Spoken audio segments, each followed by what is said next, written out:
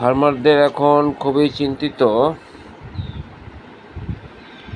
কেননা গরুর প্রায় মাঝে মধ্যেই লাম্পি স্কিন ডিজিজ দেখা যাচ্ছে। মে, জুন, জুলাই 2025 সালে এক ধরনের প্রচুর পরিমাণে লাম্পি আক্রান্ত হয়েছিল। তাই এই লাম্পি